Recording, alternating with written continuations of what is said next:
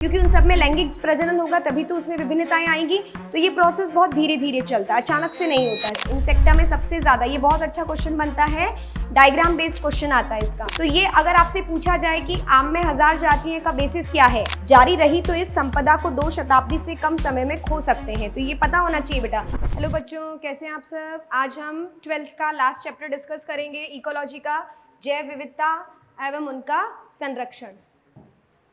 आप सभी को पता है बेटा, पृथ्वी पर जितनी भी जातियां प्रेजेंट होती है उन सब में वैरायटीज होती है। चाहे वो आप पादपों में ले लीजिए, चाहे वो आप किसी भी प्रकार के जगत के सदस्यों में ले लीजिए, है ना, बहुत सारी विभिन्नताएं पाई जाती है। तो इस चैप्टर में हमें यही सिखाया जाएगा कि कौन कौन से मतलब वर्ग में या विभाग में कितने प्रकार की जातियां होती है। ठीक है, तो वो आज डिस्कस करेंगे हम लोग। यदि दूर स्थित आकाशगंगा से कोई अन्य एलियन आता तो हमारे ग्रह पर, पृथ्वी पर भ्रमण करे, तब सबसे पहले तो बात उसको अचंभित करेगी कि शायद वो हमारे जीवन की अति विशाल विविधता होगी। यानी अगर हमारे यहाँ पर कोई आए बेटा पृथ्वी पर, तो हमारे यहाँ पर आते ही दूसरे ग्रह से कोई आए तो यही सोचेगा कि यहाँ पर कोई भी चीज़ सिर्फ एक ही जैसी नहीं है, उसमें बहुत सारी क्या होगी, वैरायटी उसे मिलेगी, है ना। जैसे हम बोलते हैं मछली, मछली सिर्फ एक प्रकार की थोड़ी होती है, बहुत प्रकार की होती है। कोई पादप है, कोई चींटी भी है, उसमें भी बहुत भिन्नताएं पाई जाती है। हम मानव के लिए भी ग्रह पर उपस्थित जीवित विभिन्न जातियाँ जिनके साथ हम रहते हैं हमें आश्चर्यचकित किए बिना नहीं छोड़ती। सामान्य मनुष्य मुश्किल से विश्वास करेगा कि हमारी पृथ्वी पर 20,000, यहाँ पर ये जो डेटा दे रखा है 20,000 जातियाँ किसकी है भाई, चींटियों की जातियाँ है ना। 3 लाख यहाँ पर क्या है, भृंग प्रेजेंट है।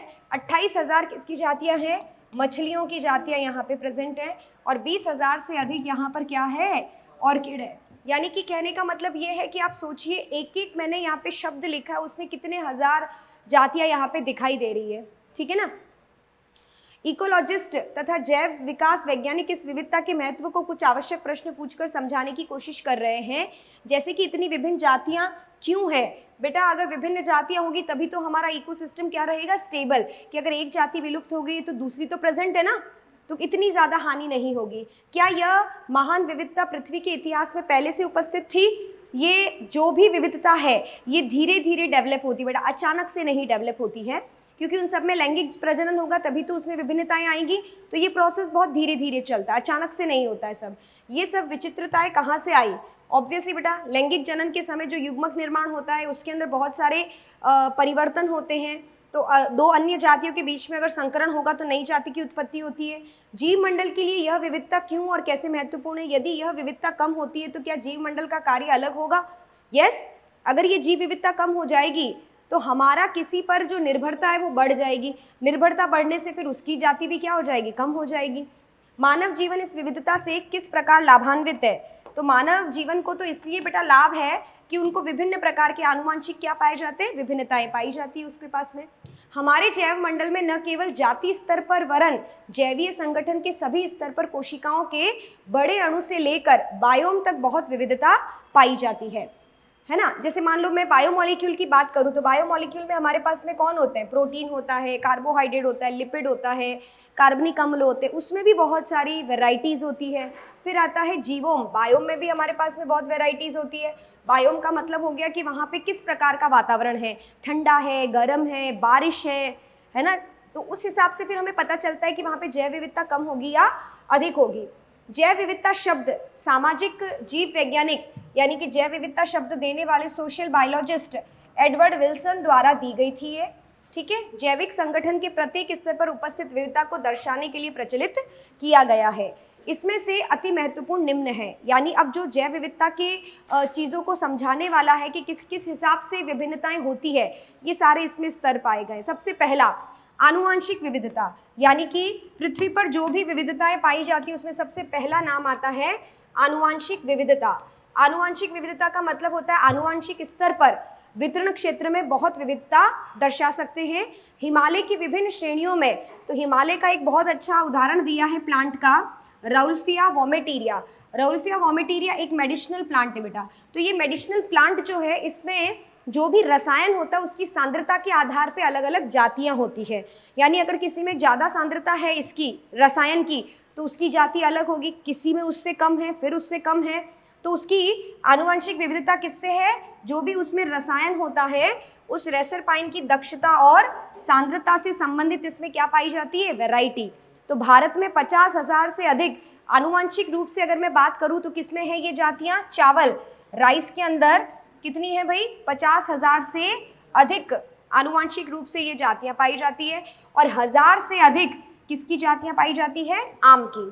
तो ये अगर आपसे पूछा जाए कि आम में 1000 जातियां का बेसिस क्या है, तो जेनेटिक वेरिएशन।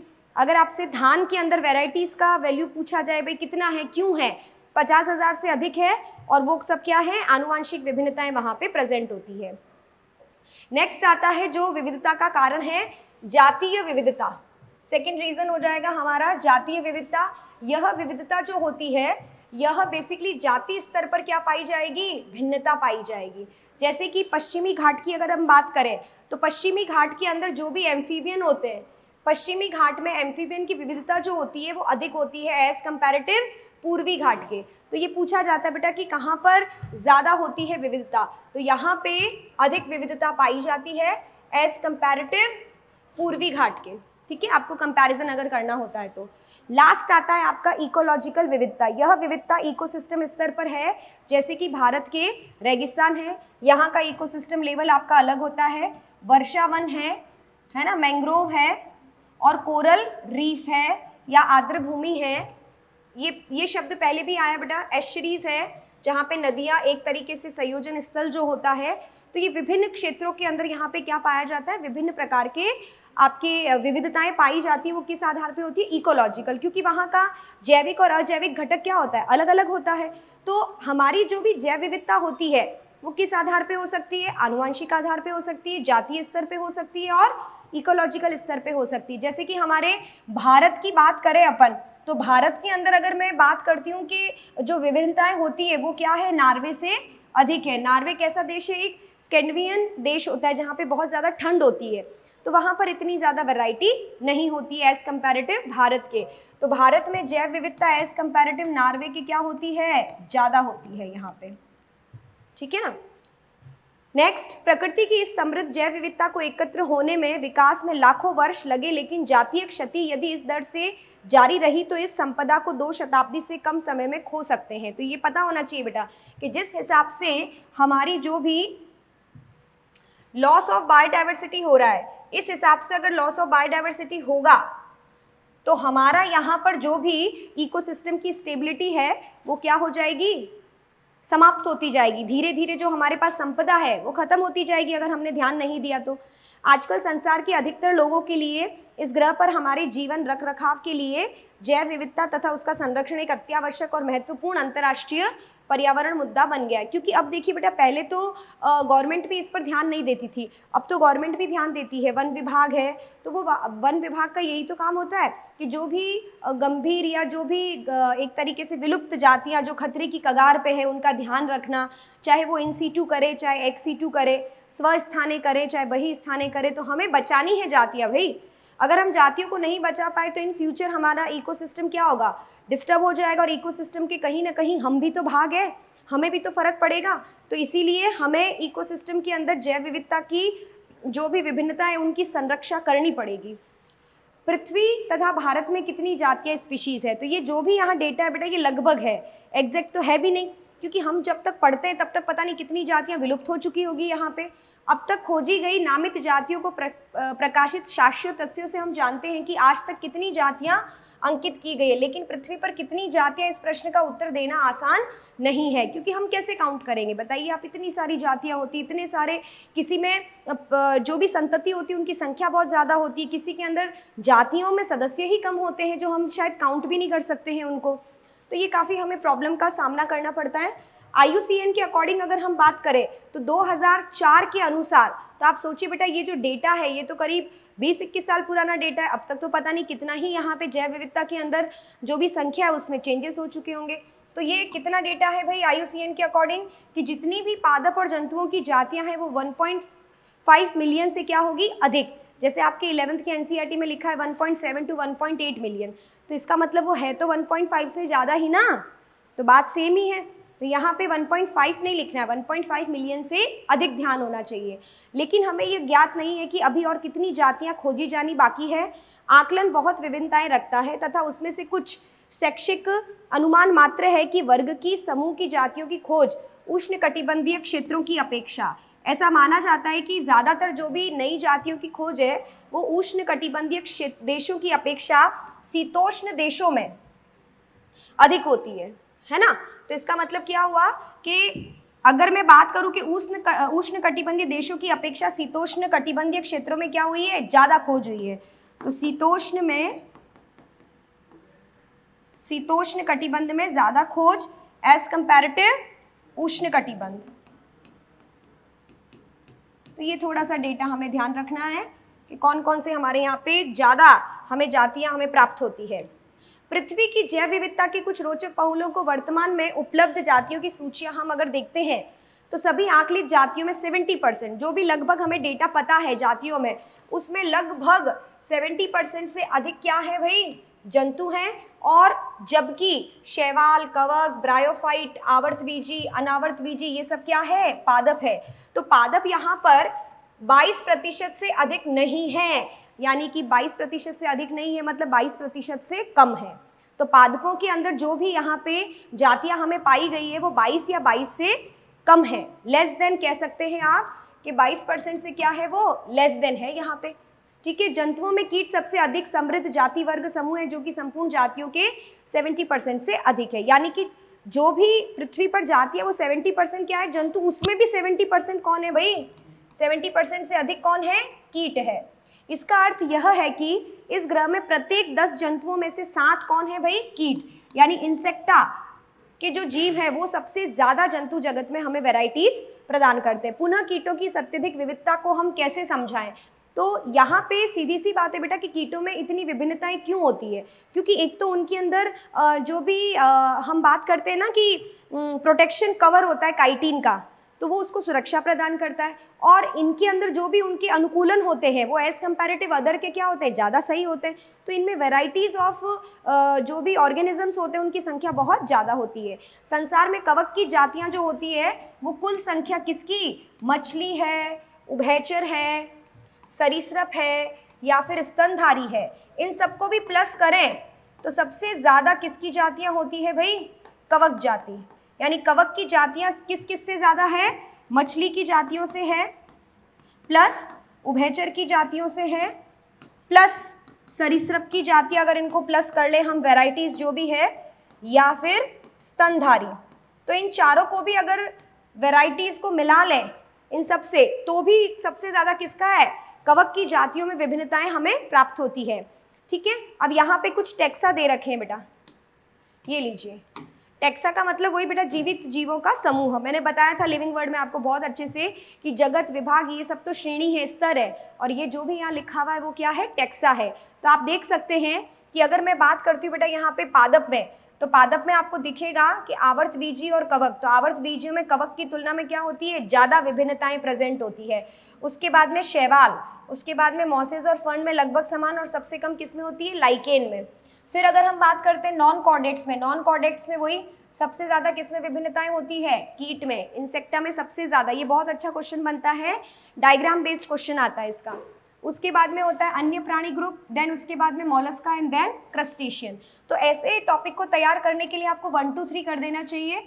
ये हो गए अन्य, फिर ये हो गया मैमल्स, एंड देन उसके बाद में हो गया 4th क्रस्टेशिया।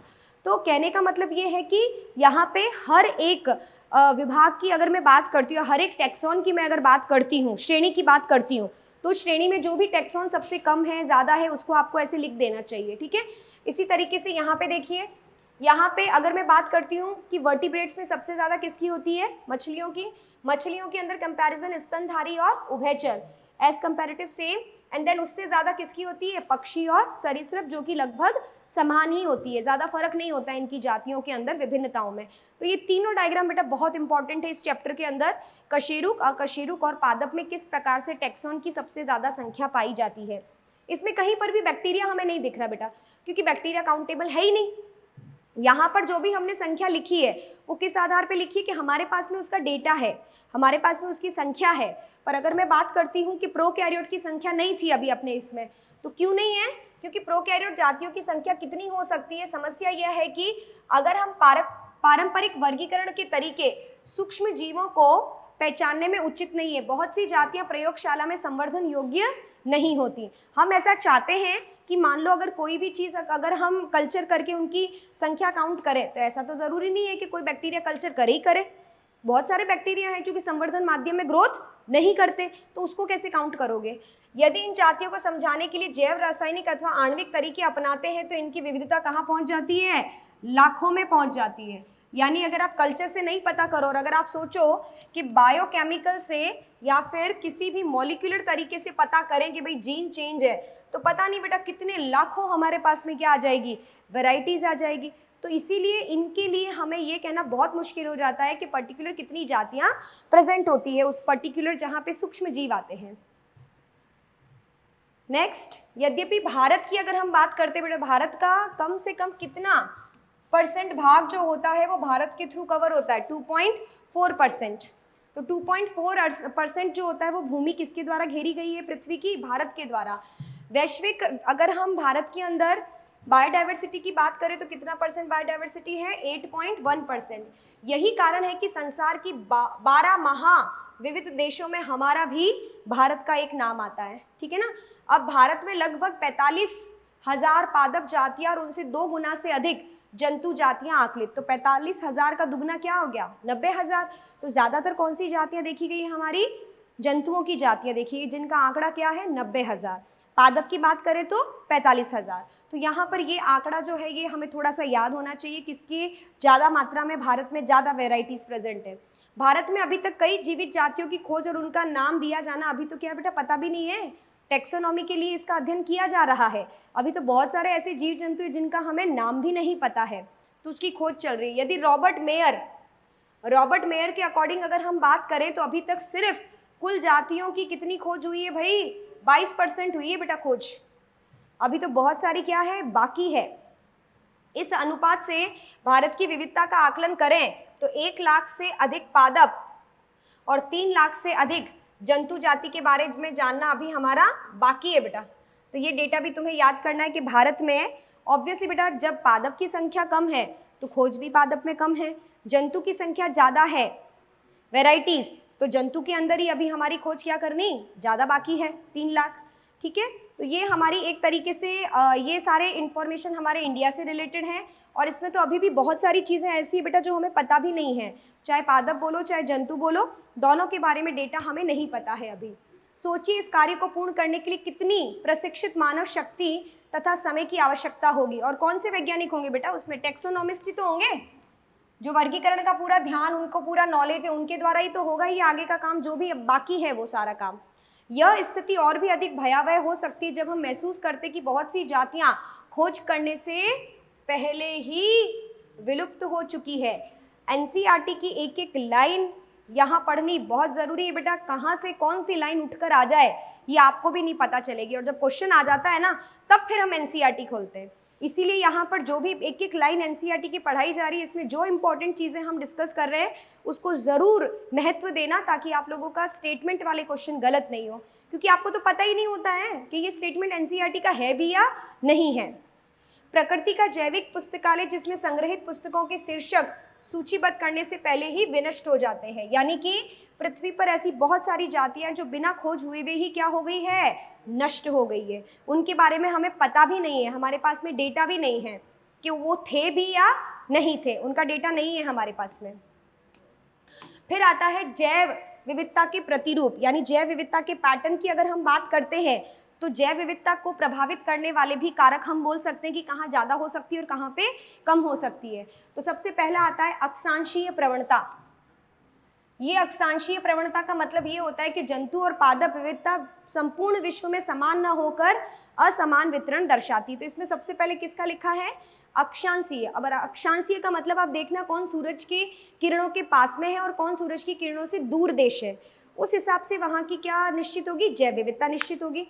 बहुत से जंतु पौधे समूह में रोचक विविधता दर्शाते हैं, जिसमें मुख्य रूप से अक्षांशों में विविधता होती है। सामान्यतया भूमध्य रेखा यानी कि सूरज के प्रकाश के सामने से अगर ध्रुवों पर जाता है कोई भी कंट्री, जैसे मैं इसको समझा देती हूँ, जैसे कि ये सूरज, ये पृथ्वी है और पृथ्वी के सामने ये सूरज का प्रकाश है और ये भूमध्य रेखा है और ऊपर की तरफ ये क्या है, अक्षांश हो गए आपके।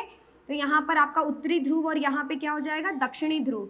तो अगर मैं सूरज की किरणों की बात करूँ तो ये सूरज की किरणें क्या हो रही है, यहाँ पे तिरछी होती जा रही है, तिरछी होती जाएगी तो वहाँ पे फोटोसिंथेसिस का रेट भी क्या होगा, कम होता जाएगा।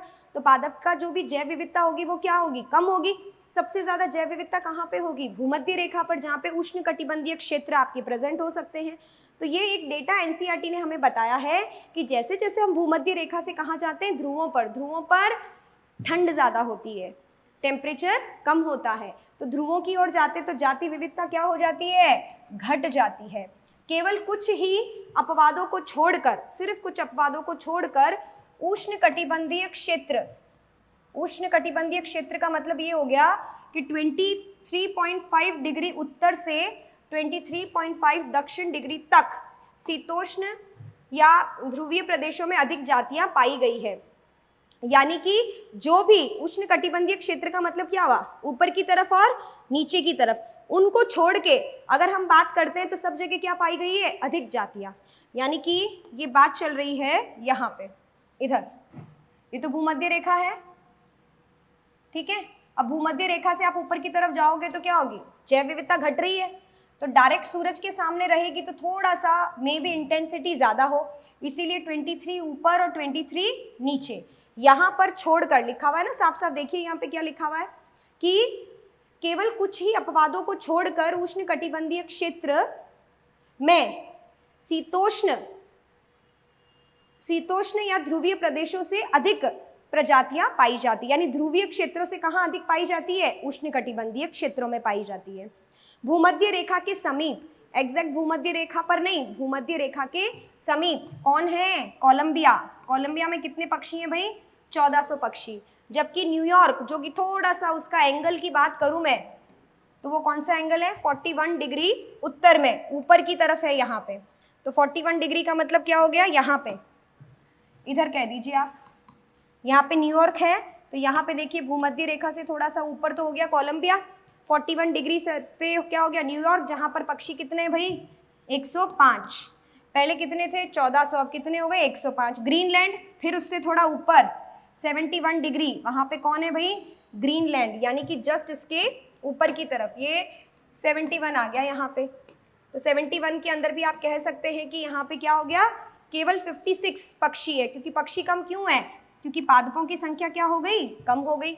भारत में जिसका अधिकतर भूभाग उष्ण कटिबंधीय क्षेत्र में है, 1200 से अधिक पक्षी जातियां, तो ये भारत की बात आ गई। तो यहाँ पे अगर हम कंपैरिजन करें कि तुलनात्मक रूप से कहाँ पे चीजें कम होती जा रही है, तो सबसे पहले थी 1400, 1400 के बाद क्या है 1200, 1200 के बाद में जो डेटा दे रखा है इन्होंने 105 और देन 56, 105 एंड देन 56। तो इनकी आप लोगों को थोड़ा सा आइडिया होना चाहिए बेटा कि ये कम क्यों होती जा रही है, क्योंकि ये हमेशा भूमध्य रेखा से कहाँ जा रहे हैं, दूर जा रहे हैं। तो यहाँ पे दूर जा रहे हैं तो यहाँ पे पक्षियों की जातियां लगातार क्या होती जा रही है, कम होती जा रही है ना, क्योंकि पेड़ पौधे कम होते जा रहे हैं। तो पेड़ पौधे कम है तो पक्षियों की जातियां भी क्या हो जाएगी, कम हो जाएगी। इक्वेडोर के उष्ण कटिबंधीय वन क्षेत्र में, जैसे कि इक्वाडोर उष्ण कटिबंधीय क्षेत्र है और इक्वाडोर क्या है, वन है। संवहनी पौधों की जातियां यूएसए के मध्य पश्चिम में स्थित शीतोष्ण क्षेत्र के से कंपेयर करें तो 10 गुना कहाँ पर है, इक्वाडोर के अंदर ज्यादा प्रेजेंट है। तो ये कुछ डेटा है बेटा वो जो तुम्हें को याद ही करना पड़ेगा कि इक्वाडोर के अंदर एज कंपैरेटिव शीतोष्ण वनों से क्या होती है, ज्यादा। तो उष्ण कटिबंध में हमेशा क्या होती है, ज्यादा ही होती है। उष्ण कटिबंध में शीतोष्ण की अपेक्षा जातियां क्या होती है, ज्यादा।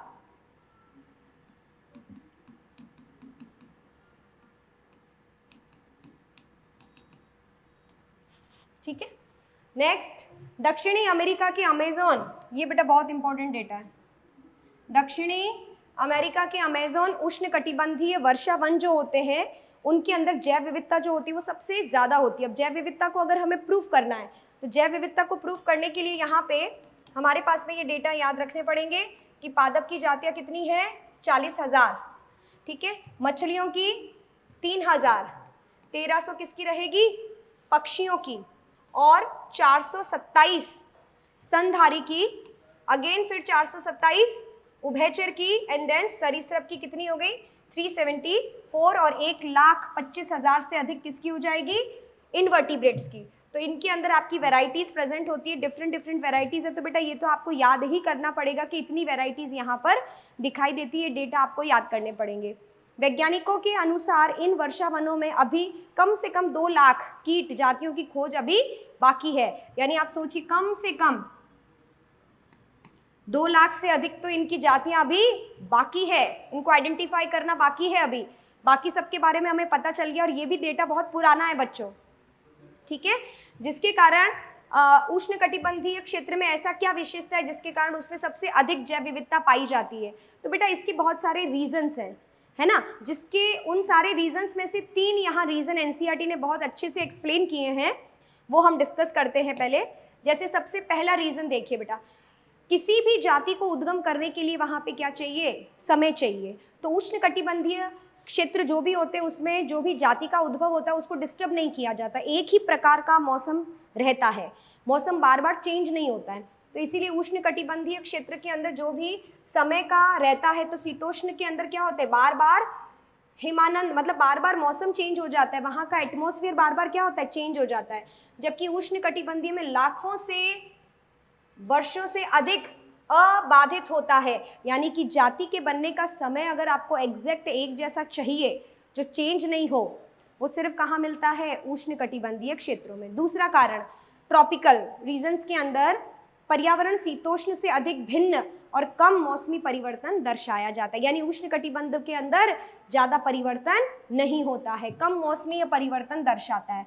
क्योंकि इसका कॉन्सेप्ट कहाँ से आएगा, जाति की उत्पत्ति, क्योंकि जाति की उत्पत्ति में क्या लगता है, समय लगता है, तो बार बार मौसम चेंज नहीं होना चाहिए।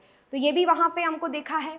यह स्थिर पर्यावरण निकेत का मतलब ये होता है बेटा कि कोई भी वहाँ पे जीव है वो अपनी क्रियात्मक भूमिका निभाता है। कोई भी इकोसिस्टम में कोई भी जीव जाति अपनी क्रियात्मक भूमिका निभाता है तो वो हमेशा क्या होती है, स्थिर होती है, ऐसा नहीं है कि चेंज होती रहे। तो स्थिर पर्यावरण निकेत विशिष्टीकरण प्रोत्साहित करता है, जिसकी वजह से अधिक जातियां क्या होती है, विकसित होती है। तो स्थिर निकेत भी जैव विविधता का कारण होता है। और लास्ट, उष्णकटिबंधीय क्षेत्र में हमें सौर ऊर्जा सबसे अधिक मिलती है, जिसकी वजह से प्रकाश संश्लेषण क्या होगा, अधिक पाया जाता है। तो प्रकाश संश्लेषण अधिक होगा तो वहाँ पे वही बात है कि पेड़ पौधे हुए, तो वहाँ पर उस पर निर्भर करने वाले जो भी कंज्यूमर होते हैं उनकी संख्या क्या हो जाएगी, ऑटोमेटिकली। अब यहाँ पे इसीलिए जैसे हमने बोला बेटा अभी कि उष्णकटिबंधीय क्षेत्र में सौर ऊर्जा ज़्यादा होगी तो फोटोसिंथेसिस भी ज़्यादा होगा, तो इससे उत्पादन क्या होगा, अधिक होगा, जिससे परोक्ष रूप से क्या हो जाएगा, जैव विविधता। इसीलिए मैंने कहा था प्रत्यक्ष रूप से नहीं बढ़ती बेटा जैव विविधता, पहले सौर ऊर्जा है तो प्लांट एब्जॉर्व करेगा, प्लांट एब्जॉर्व है तो फोटोसिंथेसिस होगा, फोटोसिंथेसिस होगा तो वहाँ पर उस पर निर्भर करने वाले जीव जंतु। तो इसीलिए इसको क्या बोलते हैं, परोक्ष, प्रत्यक्ष रूप से नहीं, ये ध्यान रखना, ये शब्द उल्टा करके दे सकते हैं, ठीक है, इनडायरेक्टली उन पे डिपेंडेंट ही रहता है। नेक्स्ट आता है, पहला तो हमारा क्या हो गया बेटा, कॉन्सेप्ट वाइज अगर हम बात करें तो यहाँ पे क हमारा जाति उद्भव हो गया ना कि जैव विविधता के लिए। एक मिनट बेटा, हाँ जी,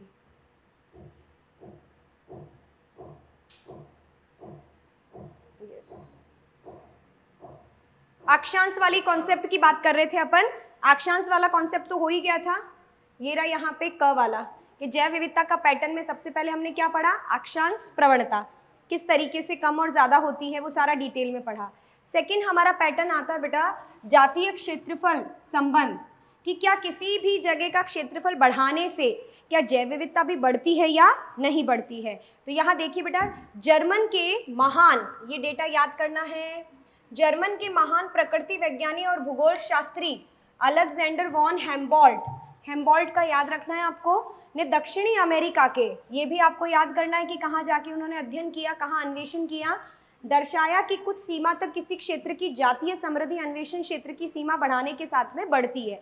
मतलब इन्होंने देखा जैसे जैसे हम अपना क्षेत्र बढ़ाएंगे वैसे वैसे हमें जैव विविधता भी क्या होती है, बहुत ज़्यादा बढ़ जाती है।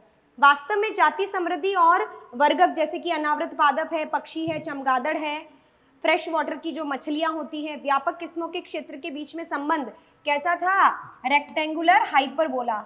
ये भी बहुत इंपॉर्टेंट है। अति परवलय को क्या लिख देते हैं, ये परवलय।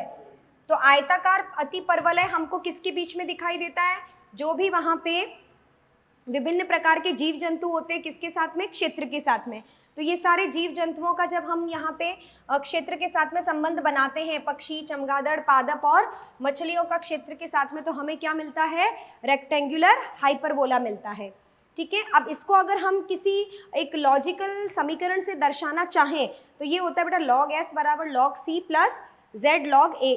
s का मतलब यहाँ पे क्या होता है, एस का मतलब अगर हम बात करते बेटा तो जातीय स्पीशीज रिचनेस, कितनी जातियां समृद्ध है वहां पर। तो ये किस पे डिपेंड करेगा, सबसे पहले डिपेंड करता है बेटा ये सी का मतलब होता है वाई इंटरसेप्ट, कि जब आप इसका कोई भी हम कोई एक रेखा बनाते हैं तो वहां पर वाई इंटरसेप्ट कहाँ पे आता है, और इनका जो भी संबंध होता है वो क्या होता है, लघु गुणक के साथ में तो आता है सीधा।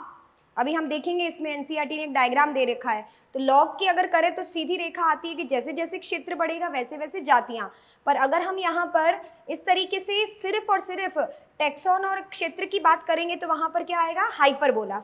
तो देखेंगे अभी हम लोग z क्या होता है, रेखीय ढाल, जो अभी मैंने अभी बताएंगे हम आपको डायग्राम के अंदर। और a का मतलब क्या हो जाएगा, एरिया, क्षेत्र। तो ये फॉर्मूला हमें पता होना चाहिए कि किसका संबंध किससे होता है। तो ये देखिए बेटा, अगर हम क्षेत्र और जाति समृद्धि में log का अगर रखते हैं समीकरण तो log s बराबर log c plus z log a हो जाता है। पर अगर अपन हाइपरबोला की बात करें तो अपन बिना log के क्या बनाएंगे, s a c a की पावर z। तो ये है बेटा आपका एक नॉर्मल, आपको ये समीकरण आना चाहिए। आपका ये एक तरीके से जैसे कहते हैं ना ग्राफ के अंदर किस तरीके से लॉग पैमाने में संबंध कैसा होता है और एक नॉर्मल प्रदर्शन कैसा होता है जाति और क्षेत्र के बीच में। पारिस्थितिकी वैज्ञानिकों ने बताया कि z का मान, अगर z का मान 0.1 से लेकर 0.2 है तो ये किस प्रकार के क्षेत्रों के लिए कंसीडर होता है, ये होता है बेटा ब्रिटेन के लिए, ये कंसिडर होता है कैलिफोर्निया के लिए, ये कंसिडर होता है न्यूयॉर्क के लिए। तो ये तो हो गया हमारा क्षेत्र। इस क्षेत्र के अंदर कौन से जातियां, तो ब्रिटेन में हो गई पादप, कैलिफोर्निया में हो गई पक्षी, और न्यूयॉर्क में क्या हो गई, मोलस्का। तो ये अलग अलग क्षेत्र की अलग अलग जातियां जो जिनका वैल्यू होता है, z का वैल्यू वो क्या रहेगा, 0.1 से 0.2। तो ये डायरेक्ट पूछा जाता है बेटा, किसकी वैल्यू 0.1 से 0.2 के मध्य में पाई जाती है। फिर है रिग्रेशन लाइन की ढलान, जो मैंने कही थी ना ढलान, जैसे मान लो ये मैंने ग्राफ बताया, इसमें अगर ये ढलान नीचे होती है, देखिए ढलान कम ही तो है, तो अगर ढलान कम होगी तो जातीय समृद्धि भी क्या होगी, कम होगी। जैसे जैसे ढलान ऊपर जाएगी क्षेत्र के साथ में क्या बढ़ेगा, जाति समृद्धि भी बढ़ती जाती है। लेकिन यदि हम किसी बड़े समूह जैसे कि महाद्वीप की बात करते तो महाद्वीप का एरिया क्या हो गया, बढ़ गया।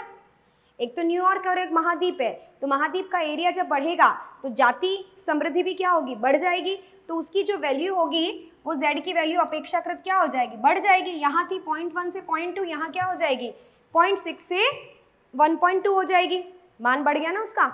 अब आता है विभिन्न महाद्वीपों में उष्णकटिबंधीय में, अब ये तो था सभी महाद्वीप की बात नहीं हो रही है, एक स्पेसिफाई महाद्वीप की बात हो रही है उष्णकटिबंधीय वनों के अंदर। अब उष्णकटिबंधीय वनों के अंदर भी कौन से, जो फल को खाने वाले पक्षी हैं और स्तनधारी है, इनकी जो ढलान होती है ये सबसे ज़्यादा, यानी इनमें सबसे ज़्यादा क्या पाई जाती है, जाति समृद्धि 1.15।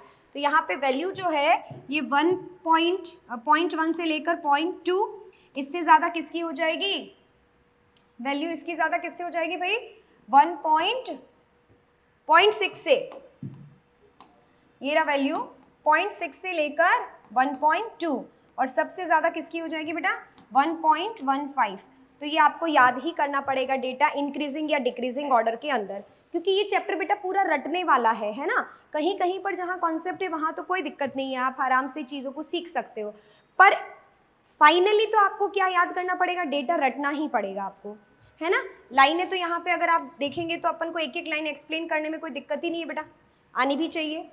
फिर आता है कि जैव विविधता का क्या महत्व है बेटा। जैसे मैंने आपको स्टार्ट किया था तभी बताया था कि जितनी ज़्यादा जैव विविधता होगी इकोसिस्टम उतना ही स्थायी होगा, उतना ही स्टेबल होगा। तो यहाँ देखिए, क्या किसी समुदाय में जातियों की संख्या इकोसिस्टम के कार्यों को वास्तव में प्रभावित करती है? यस, करती है प्रभावित।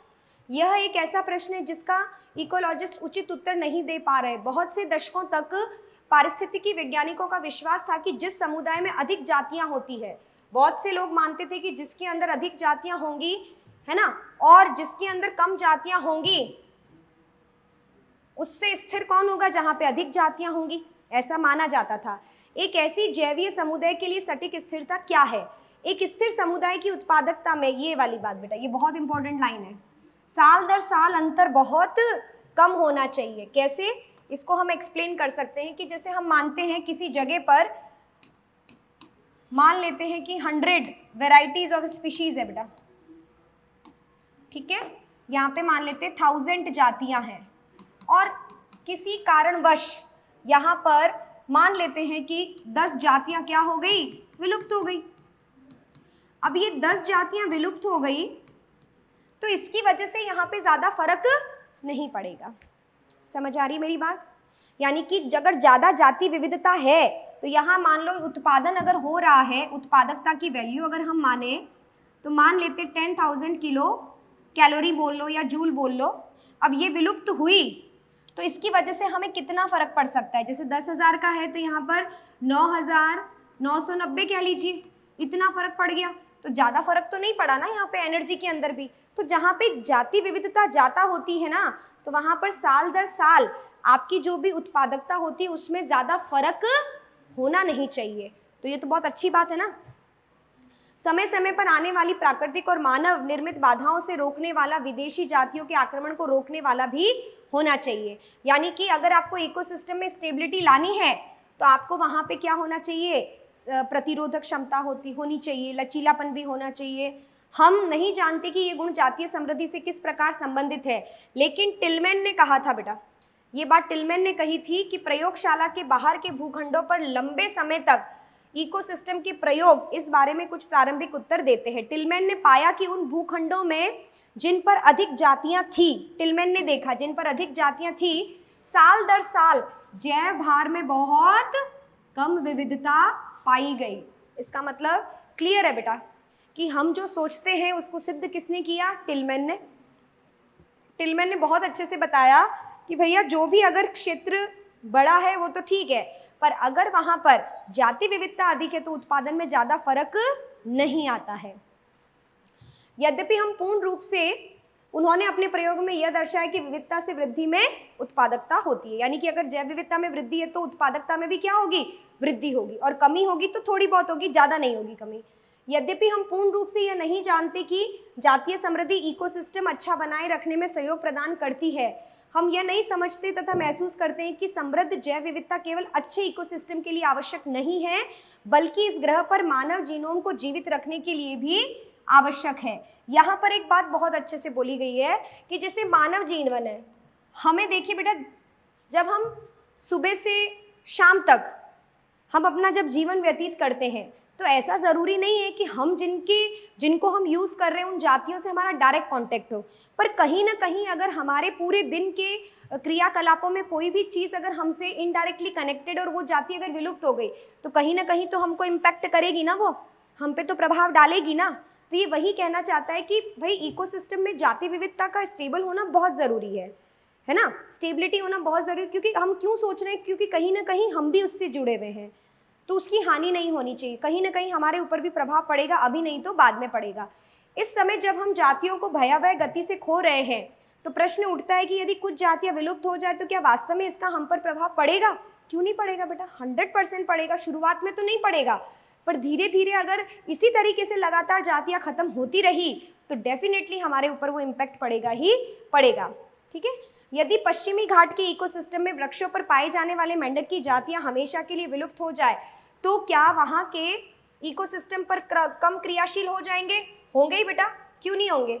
अगर वहाँ पर इकोसिस्टम के अंदर अगर ये उभयचर नहीं है तो उभयचर पर आश्रित या उभयचर जिनको खाते थे परभक्षण, उनकी जातियों में इनडायरेक्टली क्या हो जाएगा, एक जगह बढ़ जाएगी और एक जगह कम हो जाएगी, क्योंकि मेंढक जिनको खा रहे थे उनकी जातियों को कौन खाएगा, वो बढ़ जाएगी, और जिसको मेंढक खा रहे थे वो क्या हो जाएंगे, भूखे मर जाएंगे। तो उनके जाने से इकोसिस्टम की क्रियाशीलता क्या हो जाएगी, प्रभावित होगी ही होगी। यदि पृथ्वी पर 20,000 चींटियों की जातियों के स्थान पर केवल 15,000 जातियां ही हो, तब हमारा जीवन किस प्रकार से प्रभावित होगा। कैसे नहीं होगा बेटा, कहीं ना कहीं चींटियां जो है वो परागण में हेल्प कर सकती है, वैसे तो मधुमक्खी सबसे ज़्यादा करती है, पर चींटियों की वजह से कहीं ना कहीं परागण अगर होता है तो वो हमें इनडायरेक्टली फल देने के लिए कैपेबल पादप नहीं हो पाएंगे। तो प्रभावित तो करेगा ही करेगा बेटा, डायरेक्टली नहीं करेगा तो इनडायरेक्टली करेगा, पर वो करेगा ज़रूर प्रभावित। इस सीधे प्रश्नों का कोई उत्तर नहीं है, लेकिन स्कॉटफोल्ड के पॉल हेलरिक द्वारा उपयोग की गई रिवेट पॉपर हाइपोथेसिस से हम एक सही विचार प्रस्तुत कर सके।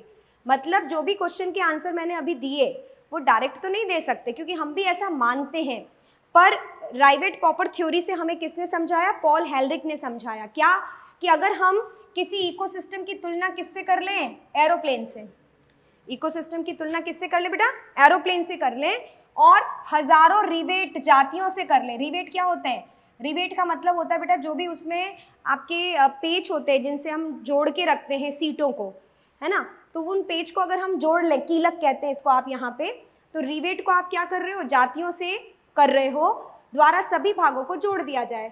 यदि वायुयान का हर यात्री अपने साथ एक कीलक को लेके चला जाए बेटा, हर पेज को खोल के लेकर चला जाए, इसका मतलब इकोसिस्टम में वो जाति क्या हो रही है, विलुप्त हो रही है। तो एक एक करके लेके जाए तो कोई फर्क नहीं पड़े, बट अगर वो कोई भी पैसेंजर पंखे का रिवेट लेके चला जाए, मतलब मुख्य जाति, वो जाति जो कि पादप के खाने को मतलब जो सौर ऊर्जा है उसको बेसिकली किस में कन्वर्ट करती है, कार्बनिक पदार्थ में, अगर हमने उसको विलुप्त कर दिया तो सौर ऊर्जा को तो हर कोई थोड़ी कंज्यूम कर पाएगा। तो वो जाति अगर विलुप्त हो जाएगी बेटा, तब तो हमारा पूरा इकोसिस्टम ही क्या होगा, क्रैश हो जाएगा। यानी आप ये सोचो कि इस पृथ्वी पर पादप हटा दो, आप पादप हटा दोगे तो जिंदा कैसे रहोगे, क्योंकि पादप उस सौर ऊर्जा को क्या करता है, यूटिलाइज करता है, हम तो नहीं कर पाएंगे, या कोई भी जीव जंतु उसको यूटिलाइज नहीं कर पाएगा। तो वो यही कह रहा है, आरंभ में जहाज की सुरक्षा प्रभावित नहीं होगी, लेकिन यदि और अधिक रिवेट हटा दिया जाए और कुछ समय के बाद खतरनाक रूप से कमजोर हो जाएगा। साथ ही साथ यह भी महत्वपूर्ण है कि कौन सा रिवेट हटाया गया है, जहाज के पंख का रिवेट। पंख का रिवेट मतलब क्या हो गया, जो सुरक्षा के लिए सबसे इंपॉर्टेंट होता है, ठीक है ना, जहाज के अंदर की सीट और खिड़कियों के लिए रिवेट हटाने से बहुत अधिक महत्वपूर्ण होता है। मतलब कि सीट और खिड़कियों के रिवेट भले ही हटा दो आप, पर अगर आपने पंखे का रिवेट हटा दिया तो बेटा प्लेन क्रैश होगा ही ना। तो यहाँ जहाज के पंखी रिवेट को इकोसिस्टम की किस जाति से किया है, मुख्य जाति से कंपेयर किया है। यानी इकोसिस्टम की मुख्य जाति को आप हटा दो बेटा, आपका इकोसिस्टम क्या हो जाएगा, क्रैश हो जाएगा। तो इसका मतलब ये हुआ बेटा कि इकोसिस्टम में आप भले ही कितना ही चेंजेस लेकर आ जाओ, पर जो चीज़ यहाँ पे इम्पॉर्टेंट है वो हमेशा इम्पॉर्टेंट रहेगी। तो इसीलिए इस चैप्टर में आपको ये समझाया गया है कि जितनी भी पृथ्वी पर जैव विविधताएं हैं उनको बनाए रखने के लिए हमारा कंट्रीब्यूशन बहुत ज़रूरी है, क्योंकि वो कहीं ना कहीं हमें प्रभावित करेगी, आज नहीं तो कल 100% करेगी, ठीक है ना। अब आता है जैव विविधता की क्षति, यानी अपन देख रहे हैं कि भैया जैव विविधता की हानि हो रही है, तो इसके पीछे कारण कौन है। महत्व तो किसने बता दिया, टिलमैन ने बता दिया, पॉल हेलरिक ने बता दिया कि भैया इकोसिस्टम क्यों ज़रूरी है। इकोसिस्टम के अंदर जैव विविधता होगी तो हमारी उत्पादकता में ज़्यादा फर्क, कमी में ज़्यादा फर्क नहीं आएगा। जितनी ज़्यादा जैव विविधता होगी हमारी स्टेबिलिटी उतनी ही बढ़ती जाएगी। तो हमें ध्यान रखना चाहिए। अब हम कारण जानना चाह रहे हैं कि ये हानि क्यों होती है, जबकि यह संदेहपूर्ण है कि क्या कुछ नई जातियां पृथ्वी की जातियों में सम्मिलित होती, लेकिन इसमें संदेह नहीं है कि निरंतर हानि भी हो रही है। नई जातियां बन रही है, पर कुछ जातियां क्या हो रही है, विलुप्त भी हो रही है। हमारे ग्रह पर जैव संपदा भंडार में तेजी से हानि हो रहा है, यानी अभी कंडीशन क्या है, जैव विविधता में हानि क्या हो रही है, तेजी से हो रही है, और मानव इसका मुख्य कारण है। मानव अपने स्वार्थ के लिए बिना ये सोचे कि भैया इकोसिस्टम को स्टेबल नहीं कर रखोगे तो तुम भी स्टेबल नहीं रहोगे इन फ्यूचर, है ना। मानव द्वारा प्रशांत, यानी कि मानव ने देखिए कहाँ कहाँ पर इकोसिस्टम को डिस्टर्ब किया है? प्रशांत उष्ण कटिबंधीय द्वीपों पर अपने आवास बचाने के चक्कर में वहां से पेड़ पौधे हटा दिए और पेड़ पौधे हटाने की वजह से वहां के कम से कम 2000 से अधिक पक्षियों की जातियां विलुप्त कर दी। मतलब मानव इतना सेल्फिश है बेटा कि उसको सिर्फ अपना घर दिख रहा है, पक्षियों का घर नहीं दिख रहा है। अब वो पक्षी वहां से हट गए तो कहीं ना कहीं तो वो हमारी मदद कर ही रहे थे ना, कहीं ना कहीं तो इनडायरेक्टली हमारी हेल्प कर ही रहे थे। IUCN की अगर मैं रेड सूची की बात करूं डेटा की, तो 2004 के साक्ष्यों के अनुसार पिछले 500 वर्षों में कितनी जातियां विलुप्त हो चुकी है बेटा? 784। और इस 784 के अंदर सबसे ज्यादा कौन सी जातियां विलुप्त हुई है भाई? इनवर्टिब्रेट्स की जातियां, उसके बाद में वर्टिब्रेट्स की जातियां और सबसे कम पादपों की जातियां विलुप्त हुई है। पर हुई तो है ना, कितने? 500 वर्षों के अंदर इतनी विलुप्त, नई विलुप्त जातियों के अंदर सबसे पहले अगर मैं बात करूं तो मॉरिशस की डोडो ये विलुप्त हो चुकी है, अफ्रीका के अंदर कैगा ये भी विलुप्त हो चुकी है, ऑस्ट्रेलिया की थाइलासिन ये भी विलुप्त हो चुकी है, और रूस की स्टेलर सी काऊ ये भी विलुप्त हो चुकी है। और बाघ की 3 जातियां, बाली, जावा और कैस्पियन, तो ये अलग अलग कंट्रीज के अंदर अलग अलग स्पेसिफाइज जो जातियां हैं वो विलुप्त हो चुकी है। ठीक है, तो ये रिसेंटली आप कह सकते हो कि अभी अभी जो जातियां विलुप्त हुई है उनमें इनके नाम है बेटा। तो इनके नाम को अगर आप एक स्पेसिफाई करना चाहते हो जाति का नाम, तो पहला आ जाएगा डोडो, दूसरा आ जाएगा कैगा, तीसरा आ जाएगा थाइलासिन, चौथा आ जाएगा स्टीलर सी काऊ और पांचवा हो जाएगा बाली, जावा और कैस्पियन। ये जातियां क्या हो चुकी बेटा? विलुप्त हो चुकी है अलग अलग कंट्रीज के पॉइंट ऑफ व्यू से। पिछले 20 वर्षों के अंदर कितनी जातियां विलुप्त हो चुकी है? 27 जातियां। आंकड़ों का सावधानी पूर्वक विश्लेषण अगर हम दर्शाते हैं तो यहाँ पर वर्गकों का विलोपन क्या हुआ? रैंडम नहीं हुआ है, जैसे कि उभयचर समूह विलुप्त हुए हैं। इस भयानक कथा के संदर्भ में एक तथ्य यह भी है कि विश्व की 15,000 से अधिक जातियां कहाँ पर है बेटा? विलुप्ति के कगार पर है। यानी अगर हमने इस पे ध्यान नहीं दिया तो आने वाले समय में ये 15,500 जातियां भी क्या हो जाएगी? विलुप्त हो जाएगी। इस समय 12% किसको सबसे ज्यादा खतरा है देख लीजिए, 12% पक्षी, 23% स्तनधारी, 32% उभयचर और 31% आवर्त बीजी जातियां क्या हो चुकी है? विलुप्ति के कगार पे है। तो हमें सबसे ज्यादा अगर मैं ध्यान बोलूं यहाँ पे कि ध्यान देने की आवश्यकता है तो वो किस पे है भाई? ये आवर्त बीजी नहीं है बेटा, ये जिम्नोस्पर्म है। हिंदी मीडियम में करेक्शन करना है आप लोगों को, ये आवर्त बीजी नहीं है, जिम्नोस्पर्म है। तो 32% सबसे ज्यादा खतरा, फिर 31%, देन 23% एंड देन 12%। आप लोग अपनी NCERT में ऐसे लिख लिया करो बेटा, ताकि आपको पता रहे कि ऐसे अगर लाइनों में पढ़ोगे तो याद ही नहीं होगा। इसके बहुत अच्छे नोट्स भी बनते हैं जो कि हम ऑफलाइन क्लास के अंदर आपको एक्सप्लेन करते हैं पूरे अच्छे से। तो यहाँ पे ये जातियाँ लिखने से इस तरीके से फॉर्म लिखेंगे ना तो आपको चीज़ें बहुत जल्दी याद हो जाती है, और कुछ नहीं है। क्योंकि आप लोग भले ही NCERT पढ़ लीजिए पर डेटा याद करने के लिए तो ट्रिक चाहिए ना, ऐसे तो नहीं याद कर सकते पढ़ के। ठीक है ना, तो ऐसे आप आरोही या अवरोही क्रम में लिखना पड़ता है कि कौन अभी वास्तव में सबसे ज्यादा विलुप्ति के कगार पर है। नेक्स्ट आता है जीवाश्म अभिलेख के माध्यम से पृथ्वी पर जीवन के, अगर हम बात करते हैं कि यहाँ पे पृथ्वी पर जीवन के इतिहास के अध्ययन से हमने जाना कि जातियों बड़े पैमाने पर जैसी हानि हम आजकल देख रहे हैं वैसी मानव के आगमन से पहले भी हुई है। मतलब ऐसा नहीं है कि हम ही विलुप्ति का कारण है बेटा, नेचुरल भी बहुत सारे डिजास्टर हुए हैं, है ना। कभी भूकंप आ गया, कभी बाढ़ आ गई, पर भूकंप और बाढ़ से जो भी विनाश हुआ है वो क्या हुआ है? धीरे धीरे हुआ है। बट हमारे से जो नुकसान होता है ना बेटा वो तो बहुत फास्ट होता है। कि जैसे मान लो आपका एक कोई जंगल है, आपको यहाँ पे कुछ करना है अपने फायदे के लिए, तो आप वहाँ पे क्या करोगे? JCB या बुलडोजर चलवाओगे और वो सारी जातियाँ आपकी बिल्कुल साफ कर दोगे उस जंगल को। तो साफ करोगे तो वहाँ जंगल के सारे प्राणी, जीव जंतु वो सब एक साथ में क्या हो जाएंगे? नष्ट। तो प्राकृतिक भी हुई है हानियां, ऐसा नहीं है, पर सबसे ज्यादा रेट किसकी है? जो मानव के द्वारा विलुप्ति का कारण होता है। ठीक है, तो लगभग 3 करोड़ वर्ष पहले पृथ्वी के जीवन की उत्पत्ति व डाइवर्सिफिकेशन हुआ था। पृथ्वी पर 5 बार जातियों का व्यापक क्या हुआ बेटा? विलोपन। ये कौन सा चल रहा है? छठा विलोपन काल चल रहा है। सबसे फास्ट कौन सा होगा? छठा, जो अभी चल रहा है।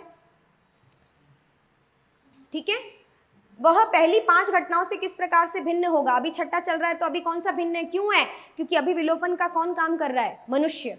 तो मनुष्य तो सबसे फास्ट करता है भाई। अंतर केवल दर में है, हमारी दर क्या है, फास्ट। आज जातियों की विलोपन दर मानव जीवन के अस्तित्व से पूर्ण होने की अपेक्षा में हम कितना गुना अधिक तीव्र कर रहे हैं काम, 100 से 1000 गुना अधिक कार्य कर रहे हैं विलोपन के लिए। तो ये गलत बात है भाई। इस तीव्र दर के लिए हमारे क्रियाकलाप उत्तरदायी हैं। पारिस्थितिकी वैज्ञानिकों की चेतावनी है कि यदि हमने यही दर जारी रखी तो 100 वर्षों की अगर हम बात करते हैं बेटा, तो आने वाले 100 वर्षों के अंदर पता नहीं कितनी ही जातियां बेटा इस पृथ्वी से क्या हो जाएगी, आधी जातियां विलुप्त हो जाएगी आने वाले 100 वर्षों में, अगर हमने ध्यान नहीं दिया तो। हम सब अपने स्वार्थ के लिए जगह जगह पर बिल्डिंग्स बनाते हैं या कोई भी हमारे फायदे के लिए आवासीय योजना वगैरह जो भी बनाते हैं, पर हम इकोसिस्टम का क्या कर रहे हैं, नुकसान कर रहे हैं। तो अगर ऐसे ही विलुप्तीकरण होता रहा तो आने वाले 100 वर्षों में क्या होगा, आधी से ज़्यादा जातियाँ विलुप्त हो चुकी होगी। ठीक है, क्योंकि हमारा देखिए ना 100 से 1000 गुना अधिक तीव्रता हमारी वजह से विलुप्तीकरण में आ रही है।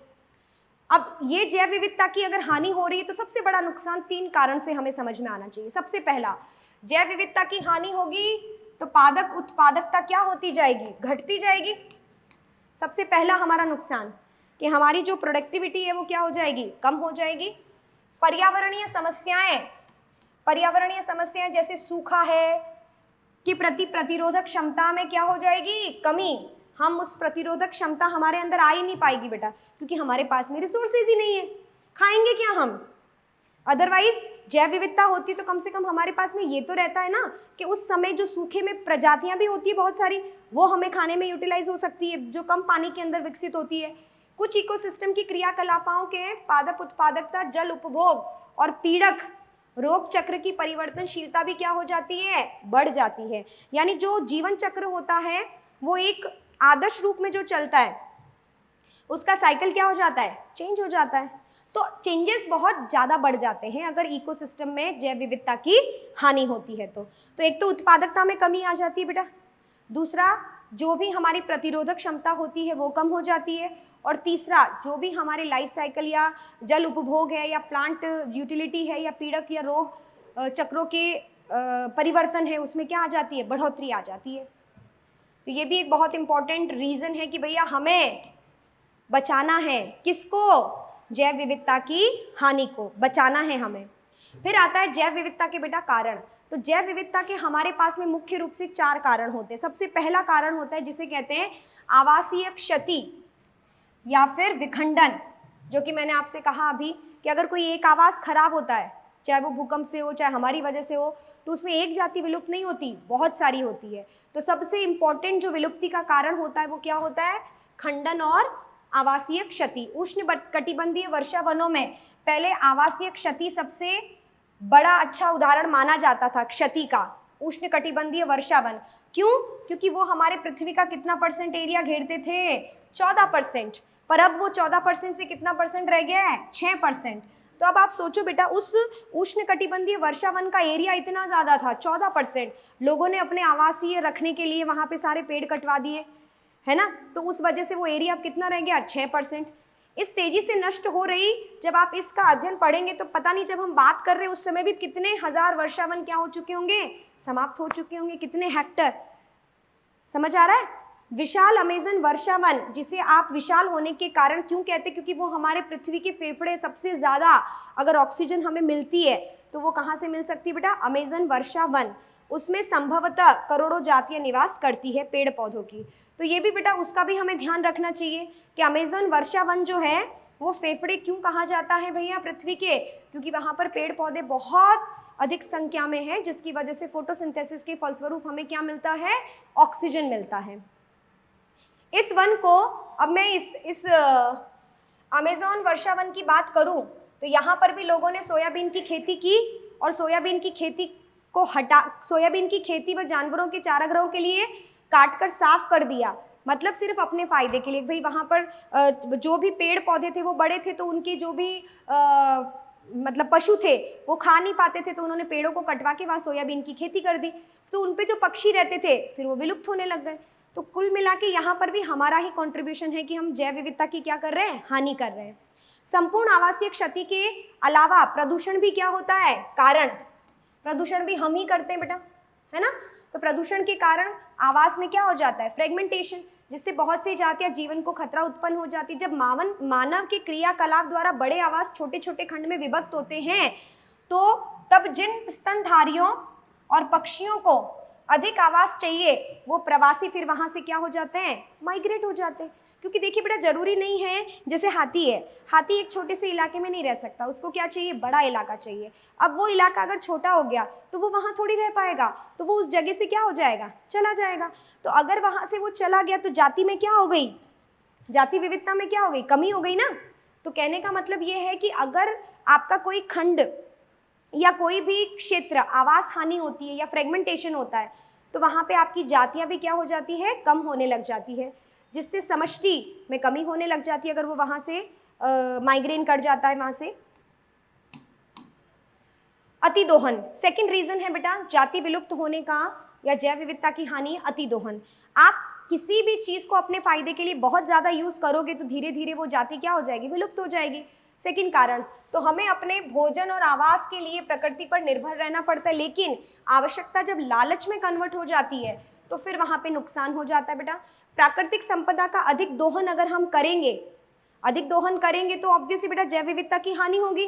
मानव द्वारा अतिदोहन करने से पिछले 500 वर्षों के अंदर, अतिदोहन की वजह से पिछले 500 वर्षों में किस किस का विलुप्तीकरण हुआ, पैसेंजर पिजन है और स्टीलर सी काऊ है। ये रिसेंटली भी है, और पैसेंजर पिजन तो बेटा रिसेंटली नहीं है, बट ये पिछले 500 वर्षों के अंदर अतिदोहन के कारण की वजह से विलुप्त हो चुके हैं। ये आज बहुत सी समुद्री जातियां जनसंख्या के शिकार के कारण कम होती जा रही है, जिसके कारण व्यावसायिक महत्व की जातियों को क्या हो रहा है, खतरा हो रहा है।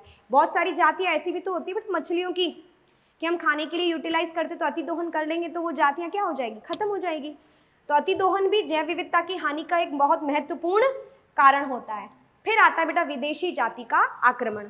बहुत सी ऐसी जातियां होती है जो विदेश से आती है और हमारी स्थानीय जातियों को क्या कर देती है, विलुप्त कर देती है। तो ये भी एक जैव विविधता की हानि का कारण है। इसमें सबसे पहले बात करते हैं अपन, जो विदेश से अगर मैं बात करती हूँ तो नील नदी की नाइल पर्च पूर्वी अफ्रीका विक्टोरियल झील में अगर हम डालते हैं बेटा, ठीक है, अगर हम उसको डालेंगे तो वहाँ पर जो पहले से ही चिचलिड मछलियाँ होंगी उसकी 200 से अधिक जातियाँ क्या हो जाती है, विलुप्त हो जाती है। तो ये विदेशी जाति है बेटा, जिसकी वजह से वहाँ की जो 200 जातियाँ क्या हो जाती है, विलुप्त। फिर जैसे गाजर घास है, पार्थेनियम है, लेंटाना एक झाड़ी है, वाटर हाइसिंथ, आइकोर्निया है, ये भी एक आक्रामक खरपतवार होते बेटा ये। तो खरपतवार अगर कहीं से कहीं पर भी लेके जाओगे तो वो पर्यावरण को क्या करेंगे, क्षति पहुंचाएंगे, और ये एक तरीके से जहाँ पर भी लेकर जाओगे वहाँ पर ये खतरा ही उत्पन्न करेंगे, क्योंकि खरपतवार हमें तो कोई फ़ायदा देंगे नहीं, पर जो नेटिव जातियां हैं उनके न्यूट्रिशन को क्या कर देगी, ये कम कर देगी। तो बिना न्यूट्रिशन के जो स्थानीय जातियां हैं वो विलुप्त हो जाएगी। ठीक है, मत्स्य पालन के उद्देश्य से अफ्रीकन कैटफिश, जिसका साइंटिफिक नेम है बेटा कैलरियस गैरीपाइनस, मछली को हमारी नदियों में लाया गया। यानी हमारी नदियों में क्यों लाया गया, वही मत्स्य पालन के उद्देश्य से। पर हम लाए तो अच्छे काम के लिए थे, पर इसने क्या कर दिया, हमारी जो मूल जाति है कैटफिश की, उसको क्या कर दिया, खतरा पैदा कर दिया। तो भारतीय कैटफिश को इसने क्या कर दिया, नुकसान पहुंचा दिया। तो ये जो भी मैंने यहाँ लिखा बेटा, ये सारी की सारी क्या हैं, विदेशी जातियाँ, जो स्थानीय जातियों के अस्तित्व के लिए क्या बन जाती है, खतरा बन जाती है। एंड सबसे लास्ट में आता है सहविलुप्तता। सहविलुप्तता का छोटा सा कॉन्सेप्ट होता है बेटा कि सहविलुप्तता का मतलब दो जातियां जो सम्मिलित है, अगर एक का विलोपन हुआ है तो दूसरा भी विलुप्त होगा। तो जो जाति एक दूसरे पर अगर अविकल्पी रूप से निर्भर करती है ना, तो वो फिर वहाँ पे क्या नहीं करेगी, एक या तो एक साथ में वृद्धि करेगी, या फिर अगर एक नहीं कर रहा है तो दूसरा भी वृद्धि नहीं करेगा। जब एक जाति विलुप्त होती है तब उस पर आधारित दूसरी जाति भी विलुप्त होने लगती है। जब एक परपोषी मत्स्य जाति विलुप्त होती है बेटा, तो उसकी परजीवी जातियां भी क्या होती है, भविष्य में विलुप्त हो जाती है। दूसरा, अगर परागणकारी सहोपकारिता का वह उदाहरण है बेटा कि जहां पर अगर कीट में विकास नहीं हुआ है ना, जहां एक पादप के विलोपन से दूसरे कीट का भी विलोपन क्या होगा, निश्चित होगा, क्योंकि ये कीट किस पर निर्भर कर रहा है भाई, पुष्प पे निर्भर कर रहा है। तो इसका मतलब यहाँ पर हमारी परागण करता है या जो भी कीट होता है वो पादप पे निर्भर करता है। तो पादप और कीट का कैसा संबंध होता है आपस में? सहोपकारिता का, म्यूचुअलिज्म का होता है। तो अगर पेड़ में परिवर्तन है तो डेफिनेटली कीट में भी होगा। ठीक है बच्चों, तो अभी तक हमने क्या क्या पढ़ा कि किस तरीके से जैव विविधता इंपॉर्टेंट होती है, क्या उसके महत्व होते हैं, क्या जैव विविधता हानि के कारण होते हैं। अब हम पढ़ेंगे कि क्या हम इस जैव विविधता की हानि को संरक्षित करें तो इसके पीछे क्या कारण होगा, हम क्यों करें, हमारे उसके क्या मतलब महत्व क्या होना चाहिए कि हम उसे करें, क्या हमको फ़ायदा है, क्या नेचर को फ़ायदा है, क्या हमारा नैतिक कर्तव्य है कि हमें ये बचाना चाहिए। तो जैव विविधता क्यों संरक्षित करनी चाहिए, इसके बहुत सारे स्पष्ट अस्पष्ट कारण हैं जो कि समान रूप से महत्वपूर्ण हैं। इन्हें 3 श्रेणियों में बांट दिया बेटा हमने। पहला तो है संकीर्ण उपयोगी, दूसरा है व्यापक रूप से जो कि एक तरीके से क्या हो जाएगा, उपयोगी, और एक हो जाएगा नैतिक। 3 प्रकार से यहाँ पर उपयोगिता है, जिसका एक उपयोगिता तो संकीर्ण होती है, एक उपयोगिता व्यापक नेचर के हिसाब से, और एक हमारा नैतिक। जैव विविधता के संरक्षण के लिए संकीर्ण रूप से उपयोगी तर्क स्पष्ट है, जैसे मानव को प्रकृति से प्रत्यक्ष रूप से अनगिनत आर्थिक महत्व होते हैं, तो भैया मनुष्य अपने पैसों के लिए उनका संरक्षण करेगा, तो वो संकीर्ण उपयोग के रूप में हो गया। तो अब किस रूप में करेगा, जैसे अनाज है, दालें हैं, फल, वो सब उसको किससे मिल रहा है, पादप से ही मिल रहा है। ईंधन है, रेशा है, इमारती सामान है, औद्योगिक उत्पाद है, जैसे कि टैनिन है, लुब्रिकेंट है, रंजक है, रेजिन है, इत्र है, औषधीय पादप है, तो इन सब से उनको पैसा मिल रहा है बेटा। तो पैसा मिलने के लिए वो उन पादपों को क्या कर रहे हैं, संरक्षित कर रहे हैं, यानी कि संकीर्ण उपयोगी हो गए वो। विश्व बाजार में बिक रही 25% से अधिक, यानी मोर देन 55% आपकी जो भी मेडिसिन मिल रही है मार्केट में, वो हमें कहाँ से ऑब्टेन हो रही है भाई, औषधीय पादपों से हमें प्राप्त हो रही है, यहाँ पे मेडिसिनल प्लांट से प्राप्त हो रही है। 25,000 से अधिक पादप जातियां विश्व के लोगों द्वारा दवाइयां बनाने के अंदर भी क्या हो रही है, बहुत अधिक उपयोगी हो रही है। यह किसी को ज्ञात नहीं है कि कितने और नए औषधीय महत्व पादप की उष्णकटिबंधीय वर्षावन में खोज होना अभी बाकी है, यानी हमें तो पता भी नहीं है बेटा कि प्लांट हमारी कैसे कैसे मदद कर सकता है, तो उस पर अभी खोज होना बाकी है। चाहे हमको पैसा भी कमा के दे, फिर भी उस पर खोज करनी अभी बाकी है, हमें नहीं पता है।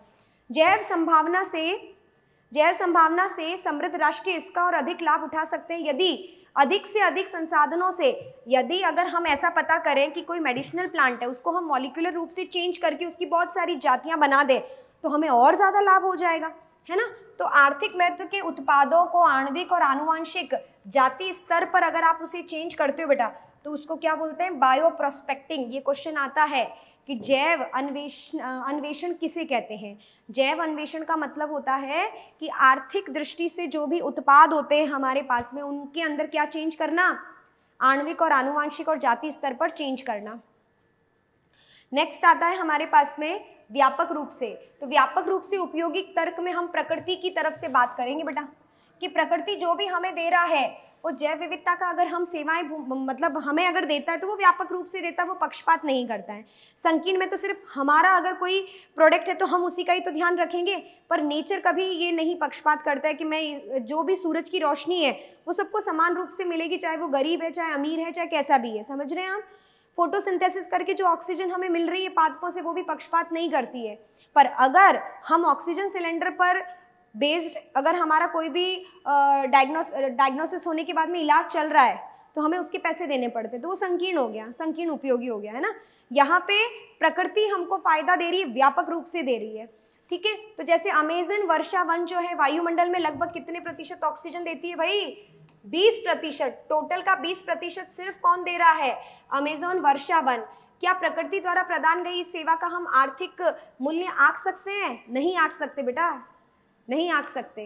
कि हमें फ्री में कितनी सारी चीज़ें मिल रही है, रात होती है तो लाइट लगाते हैं, नहीं लाइट लगाते हैं तो उसके पैसे देने पड़ते हैं, पर सूरज अपनी रोशनी बिना बिजली बिल के क्या करता है, हमें मुफ्त में दे रहा है। तो व्यापक रूप से जो भी प्रकृति हमारे लिए देती है उसका हम कोई आर्थिक मूल्य लगा ही नहीं सकते हैं। अपने किसी पड़ोसी अस्पताल में एक ऑक्सीजन सिलेंडर पर होने वाले खर्च का आप अनुमान लगाओ बेटा, कितना ज़्यादा होता है वो। बट पौधे हमें पैसे नहीं मांगते कि हम तुम्हें ऑक्सीजन दे रहे हैं, पैसे दो हमको, नहीं मांगते ना। इसी तरीके से परागण जिसके बिना पौधे फल और बीज नहीं बना सकते, तो क्या आपसे कीट लाके पैसे लेते हैं क्या कि मैं आपका काम कर रहा हूँ? नहीं लेते ना। इसका मतलब कीट भी हमारा इकोसिस्टम में क्या कर रहा है? फ्री लाभ दे रहा है हमें। ठीक है, तो इकोसिस्टम की दूसरी ऐसी सेवा जो परागण करता हूँ जैसे मधुमक्खी है, गुंजन मक्षिका है, पक्षी है, चमगादड़ द्वारा की जाती है। प्राकृतिक परागणकर्ताओं की अनुपस्थिति में परागण को पूरा करने की लागत सोच लो बेटा कितनी होगी, कि कीट हटा दो पृथ्वी से और आप जाके परागण करो। फ्री में तो ये कोई काम करेगा ही नहीं, उसके भी पैसे लगेंगे। तो कहने का मतलब सिर्फ इतना सा है बेटा कि प्रकृति के द्वारा जो उपयोगी चीजें वो हमें क्या मिलती है? व्यापक रूप से मिलती है, व्यापक उपयोगी होता है। और संकीर्ण में सिर्फ हम हमारे खेत का ध्यान रखेंगे, भाई दूसरे खेत में आग लग जाए भले, कोई मतलब नहीं है, हम उसको नहीं सुरक्षा देंगे। तो देखिए बेटा, सबका अपना अपना नजरिया होता है कि आप किसी चीज को कैसे संरक्षण देते हो। सबसे लास्ट, हम प्रकृति से अन्य अप्रत्यक्ष सौंदर्यात्मक लाभ उठाते हैं, वनों में घूमते हैं बसंत ऋतु में। वही बेटा, जो भी सौंदर्य हमें दिखता है वो सब नेचुरल है, उसके पैसे नहीं लगते हैं। नेचर हमें वो सारी चीज़ें क्या दे रही है? व्यापक रूप से दे रही है। ठीक है, तो ये सारी चीज़ें किस में आ जाती है? व्यापक रूप से आ जाती है, विस्तृत आपका संरक्षण हो जाता है।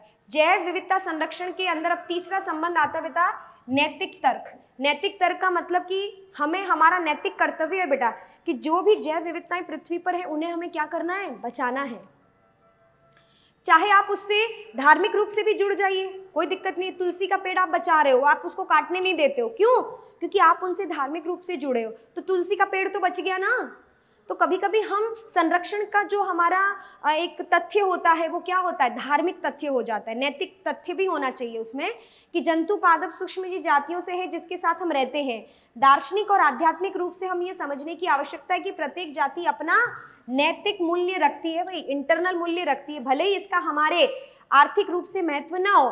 जैसे हमारे घर के आसपास में बहुत सारे पेड़ उगे हुए हैं, वो ना तो हमें फल फ्रूट कुछ भी नहीं दे रहे, वो हमें कोई फायदा नहीं दे रहे, पर ऑक्सीजन तो दे रहे हैं फ्री में, ऑक्सीजन तो दे रहे हैं ना बेटा। तो उसका, इसका मतलब ये नहीं है कि हमें उनसे कुछ फायदा हो रहा है, पर फायदा जरूरी नहीं है कि पैसे से ही फायदा हो, हमें जिंदा रहने के लिए ऑक्सीजन तो देगा ना बेटा वो। तो इसीलिए हमारी नैतिक जिम्मेदारी है कि हम हर जो जैव विविधता हम जिसको हम बचा सकते हैं, हमें उनको बचाना चाहिए, ताकि अगली आने वाली पीढ़ियों के लिए उनको हम प्रभावशाली रूप में प्रदर्शित कर सकें, है ना, हम उसका नुकसान ना करें। बस हम प्रकृति से अन्य अप्रत्यक्ष, ये तो बात हो चुकी है, हमने अभी अभी बात की थी इसके बारे में। तो अब आता है बेटा कि हम जैव विविधता का रक्षण कैसे करें, हम उसको कैसे प्रोटेक्ट करें। तो हमारे पास में देखिए बेटा, जैव विविधता संरक्षण के लिए नैतिक संबंध का पृथ्वी पर ग्रह उन लाखों जीव जंतु सूक्ष्म जीवियों का बचाने के लिए हमारे पास में बहुत सारी चीजें प्रेजेंट है। पहली, अगर हम कहते हैं कि हमारी नैतिक जिम्मेदारियां बनती है कि हम देख रेख करें और जैविक धरोहर को आने वाली पीढ़ी दर पीढ़ी अच्छी हालत में रखें। जंगल में सुरक्षित रखना, अगर आप जिस जगह पर आप सुरक्षा रख रहे हो बेटा, उसे क्या कहते हैं आप? इन सीटू, स्वस्थाने। जब कभी किसी जीव को विलोपन के संकट से, भविष्य में वन से विलुप्त होने के कारण बहुत अधिक संकट है, बचाने के लिए किसी त्वरित सहायता की आवश्यकता होती है, तो इस स्थिति को हम क्या कहते हैं? बाह्य स्थाने। या तो कोई जीव जहां पर है वहीं पर उसकी सुरक्षा करो, या फिर वहां से उठाकर लाकर किसी सुरक्षित स्थान पर आप उसको प्रोटेक्ट कर सकते हो। ठीक है, तो अब यहाँ पे जो भी हम सुरक्षा करेंगे बेटा, जो भी हम यहाँ पे इसकी सुरक्षा करेंगे, तो हमारे पास में एक तो हो जाता है इन सीटू और एक हो जाता है एक्स सीटू। तो इन सीटू में देखिए कौन कौन सी चीजें होती है। इन सीटू संरक्षण के लिए हमारे पास में विकास और संरक्षण में क्या हो जाता है? टकराव। बहुत सारे देश अपनी सारी जैविक संपदा अस्वाभाविक और आर्थिक रूप से व्यवहारिक नहीं समझते हैं, यानी जरूरी नहीं है, वो ये नहीं सोचते कि हम इसको बचाएं, क्योंकि उनसे कुछ फायदा नहीं होता है ना। तो जितने संरक्षण के साधन उपलब्ध हैं उनसे सभी विलोपन से बचाए जाने की जितनी जातियां हैं उनको बचाना दूर की बात है। यानी देखो बेटा, जितनी जातियां विलुप्तीकरण में हैं, जरूरी नहीं है कि वो सब बचाई जाए, क्योंकि उसके लिए क्या लगेगा? पैसा। तो जितनी विलुप्तीकरण की जातियां उसके हिसाब से पैसा लगे ऐसा जरूरी नहीं है, क्योंकि उससे कोई आर्थिक महत्व नहीं मिल रहा है। भूमंडलीय स्तर पर हम इस समस्या की और कुछ श्रेष्ठ संरक्षण विधियों से ध्यान आकर्षित किया। उन्होंने अधिकतम सुरक्षा के लिए कुछ हॉटस्पॉट पहचाने। तो पहला इन सीटू में नाम किसका आता है? हॉटस्पॉट का। हॉटस्पॉट वो क्षेत्र होते बेटा जहां पे जाति समृद्धता सबसे अधिक होती है और उच्च स्थानिकता, उच्च स्थानिकता मतलब वो जीव जंतु सिर्फ उसी जगह पर रहेंगे और कहीं नहीं रहेंगे। तो हॉटस्पॉट में जैव विविधता सबसे ज्यादा होती है, एंडेमिज्म भी सबसे ज्यादा होता है, क्योंकि वो जाति और कहीं पर भी जिंदा नहीं रह सकती। और हॉटस्पॉट सर्वप्रथम कितने मिले थे हमें? 25, अब 9 और बढ़ गए हैं, तो टोटल हमारे पास में हॉटस्पॉट की संख्या कितनी हो गई भाई? 34 हो गए टोटल। अब आप सोचो कि हॉटस्पॉट की हानि होगी तो जैव विविधता की हानि सबसे ज्यादा होने के चांसेस है, क्योंकि वो और कहीं जा ही नहीं सकते, क्योंकि वो वहीं पर ही जिंदा रह सकते हैं, और वही क्षेत्र अगर क्षतिग्रस्त हो गया तो हमें नुकसान ही होगा वहां पे। तो हॉटस्पॉट के अंदर त्वरित आवश्यक क्षति हो सकती है, तो उससे जैव विविधता की हानि भी सबसे ज्यादा कहाँ पे नुकसान देने का काम करेगी? हॉटस्पॉट के अंदर ही। 3 हॉटस्पॉट हैं बेटा अपने इंडिया में, पश्चिमी घाट और श्रीलंका, इंडो बर्मा और हिमालय है, जो कि हमारे देश की असाधारण रूप से उच्च जैव विविधता को दर्शाते हैं। जैव विविधता के सारे हॉटस्पॉट आपस में मिलकर संसार का कितना प्रतिशत भाग घेरते हैं बेटा? 2% से भी कम। तो ये क्वेश्चन आते हैं बेटा, टोटल हॉटस्पॉट कितने हैं? 34। इंडिया में कितने हैं? 3। कितना एरिया घेरते हैं? पूरे विश्व का 2% से भी कम। परंतु इन क्षेत्रों में आवासीय जातियों की संख्या सबसे अधिक होती है, क्योंकि जैव विविधता सबसे अधिक होती है। तो हॉटस्पॉट की विशेष सुरक्षा विलोपन की दर को, अगर आप उसको सुरक्षा दोगे ना बेटा, तो विलोपन की दर को हम कितना कम कर सकते हैं? 30% कम कर सकते हैं, क्योंकि वहां जैव विविधता सबसे ज्यादा है। तो इसका मतलब हॉटस्पॉट को सुरक्षा देंगे तो विलोपन की दर कितने % कम हो सकती है? 30%। तो ये सारे डेटा बेटा याद करने वाले हैं और बहुत इंपॉर्टेंट डेटा है ये। भारत में अद्वितीय जैव विविधता समृद्ध क्षेत्रों के लिए देखिए बेटा, ये रहे आपके, फिर राष्ट्रीय उद्यान भी इन सीटू में आता है हॉटस्पॉट के बाद में, फिर वन्य जीव अभ्यारण्य भी इन सीटू में आता है, जीव मंडल बायोस्फीयर रिजर्व भी इन सीटू में ही आता है। अब इनकी संख्या देख लो बेटा कि जैव मंडल जो भी आरक्षित संरक्षित क्षेत्र हैं उनकी संख्या कितनी है? 14। राष्ट्रीय उद्यान की संख्या कितनी है? 90। और वन्य जीव अभ्यारण्य की संख्या कितनी है? 448। तो ये ध्यान रखना पड़ेगा, आपको डेटा याद करने पड़ेंगे। भारत में ये संख्या हमें ध्यान रखनी पड़ेगी ना, ये विश्व की या पृथ्वी की नहीं है। भारत में सांस्कृतिक और धार्मिक परंपरा इतिहास की प्रकृति को रक्षा करने पर जोर देती है, यानी कि हमें ध्यान रखना चाहिए इसका। बहुत सी संस्कृतियों में वनों के लिए अलग भूखंड छोड़ दिए जाते हैं और उसमें सभी पेड़ पौधे और उनकी पूजा की जाती है, तो इसको कहते हैं बेटा सेक्रेड ग्रूव कहते हैं, पवित्र उपवन।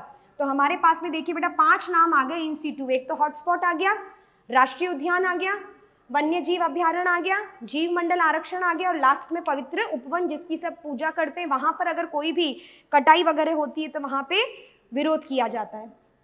जैसे कि मेघालय की खासी और जैंतिया पहाड़ी, ये आपके पवित्र उपवन है, यहाँ कोई भी हानि नहीं पहुंचाता है पेड़ जीव जंतुओं को। राजस्थान की अरावली पर्वतमाला, कर्नाटक महाराष्ट्र के पश्चिमी घाट, और मध्य प्रदेश की सरगुजा, चंदा और बस्तर क्षेत्र। तो ये जो भी क्षेत्र हैं बेटा, जो मैंने अभी यहाँ पे आप लोगों को हाईलाइट करके दिखाए हैं, ये हमारे यहाँ पर, अगर मैं इंडिया की बात करूँ तो ये हमारे इंडिया के क्या हैं? पवित्र उपवन, जहाँ पर लोग धार्मिक रूप से इनसे जुड़े रहते हैं और जैव विविधता की हानि नहीं होने देते हैं। ठीक है, तो मेघालय के पवित्र उपवन बहुत सी दुर्लभ व संकटोग्रस्त पादपों की अंतिम शरणार्थी स्थल है। यानी पवित्र उपवन वो होता है जहाँ पे जो विलुप्त कगार पे है ना, उनको वहां पे लाके बो दो, कोई उसको काटने भी नहीं देगा।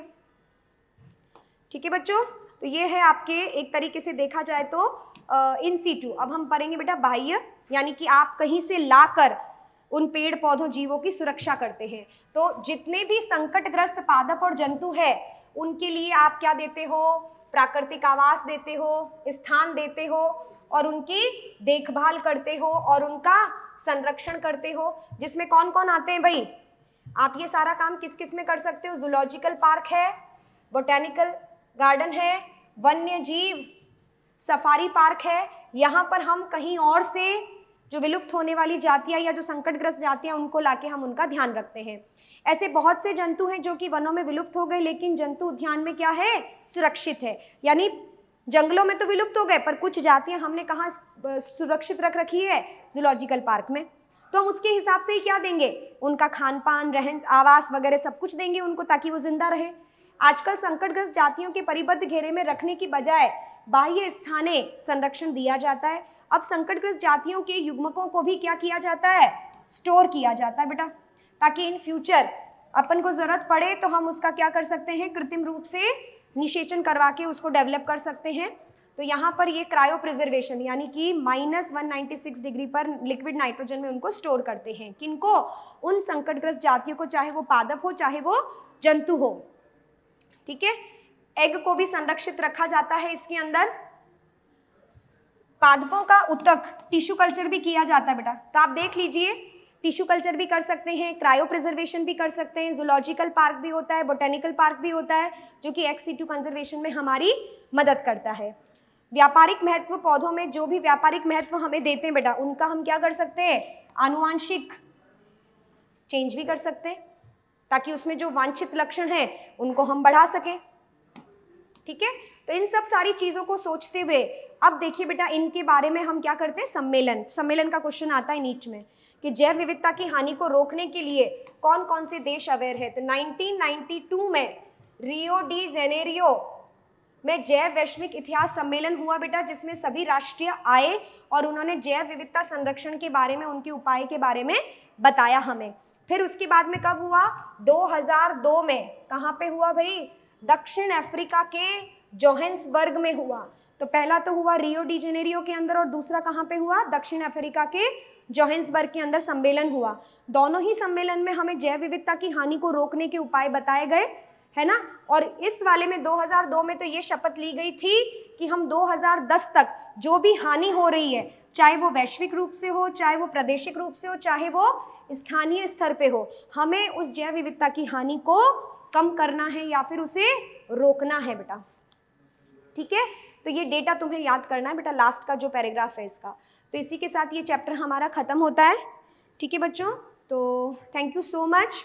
आप एनसीईआरटी बहुत अच्छे से पढ़िए और एक एक लाइन को फोकस होके पढ़िए बेटा, कहीं से कोई भी लाइन आपकी एज ए स्टेटमेंट आ जाएगी, आपको पता भी नहीं चलेगा। All the best.